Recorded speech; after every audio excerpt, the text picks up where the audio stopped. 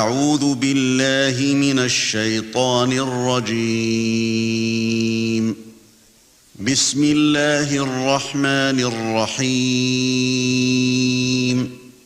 Et le cheikh il dit que peut-être que certaines personnes, des fois, qu'est-ce qui arrive, c'est comme on a dit tout à l'heure, comme le frère Jihad il disait, que parfois, il y a des gens qui vont aller aux tombes, qui vont invoquer soi-disant ces awliya, que les gens appellent des awliya, et qu'ils vont recevoir quelque chose. C'est-à-dire ils vont demander quelque chose au wali et ils l'ont reçu. Et donc ils s'imaginent que ça prouve que qu'est-ce qu'ils font c'est correct.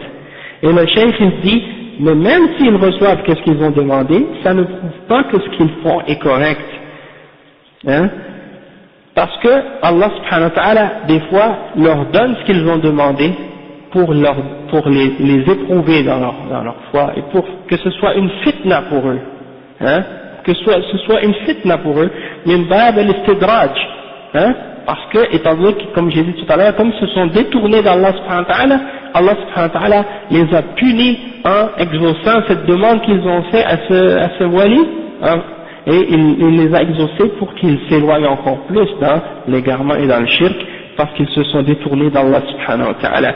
Ou bien que la chose arrive, hein, comme on dit nous, par coïncidence. En réalité c'est par qada wa qadar, c'est-à-dire Allah avait prédestiné qu'à ce moment-là, cette chose-là allait se produire, et donc le dua est tombé le dua pour ce wali est arrivé exactement en même temps que qu'est-ce que Allah avait prédestiné, et donc lui il s'imagine que c'était à cause de la tombe, alors qu'en réalité ça n'a rien à voir avec la tombe, mais c'était prédestiné par Allah subhanahu wa ta'ala.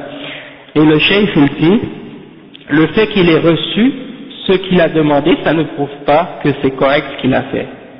Hein? Mais il faut retourner pour savoir ce qui est correct au Coran et à la Sunna, pour savoir si c'est permis.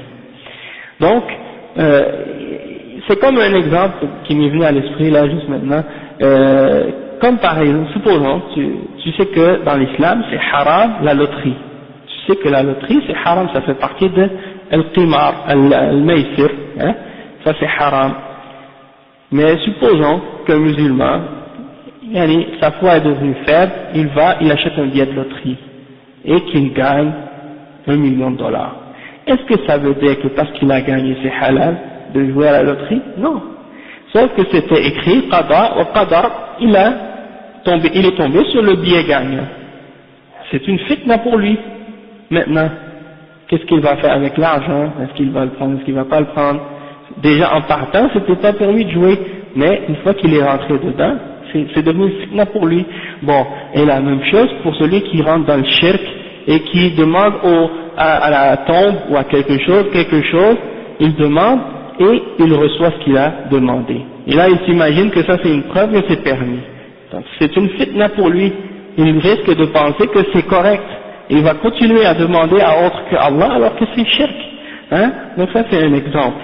Et donc si tu veux savoir si quelque chose est permis, c'est pas en faisant ces genres d'expériences-là, mais c'est en retournant au Coran et à la Sunna pour voir si c'est accepté ou non, et tu fais ce qui est permis et tu t'éloignes de ce qui est interdit. Et c'est pas par les traditions, les coutumes, ou les histoires que les gens racontent, ou les rêves, ou les superstitions, ou bien il y a des gens, c'est ça ce qui est souvent les gens qui n'ont pas beaucoup de connaissances de l'islam, ils se racontent des histoires, hein. Un tel, il est allé à telle tombe, et il était malade, il avait telle maladie, et il est allé demander à ce wali, il a été guéri. Une femme, elle dit, cette femme, elle ne pouvait pas avoir des enfants, elle est allée voir tel wali, et elle est tombée enceinte.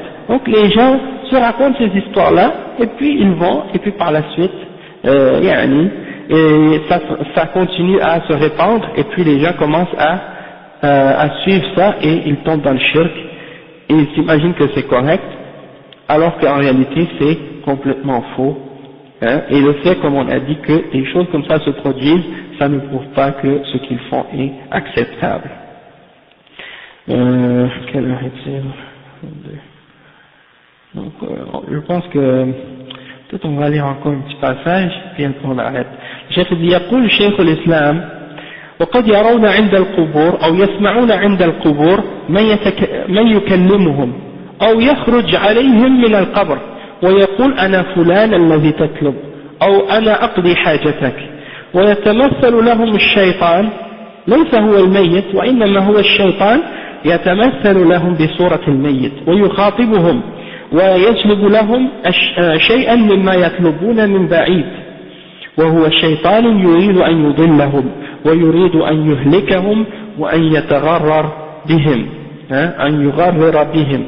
Le Cheikh al-Zikr Ibn Taymiyyah a dit que parfois même, lorsque ces gens-là vont aux tombes, c'est même possible qu'ils entendent des voix qui leur parlent de la tombe. Ou bien, mon père m'avait raconté une fois qu'en Haïti, il y a des sorciers comme ça, ils avaient installé, elle est dans un endroit très éloigné dans les campagnes, les paysans ils ne se connaissent pas, ils ont installé des haut-parleurs dans les tombes. Oui, en dessous de la terre, ils ont installé des haut-parleurs, comme des gens de walkie-talkie, Et donc, ils parlaient à distance, et là, les paysans, eux, ne savent pas, donc ils croyaient vraiment que c'était les morts qui parlaient, Donc ça, c'est des exemples. Et donc, le cheikh dit des fois, ils peuvent même voir quelqu'un qui sort de la tombe, qui a une apparence, qui leur parle, et eux, ils s'imaginent que ça, c'est le mort qui apparaît, alors que des fois, c'est le shaitan. C'est pas le mort lui-même, c'est le shaitan qui prend cette apparence-là et qui leur parle, et qui leur amène des affaires, et eux, ils s'imaginent que c'est le mort qui fait ça, alors que c'est le shaitan qui veut les égarer et les faire périr.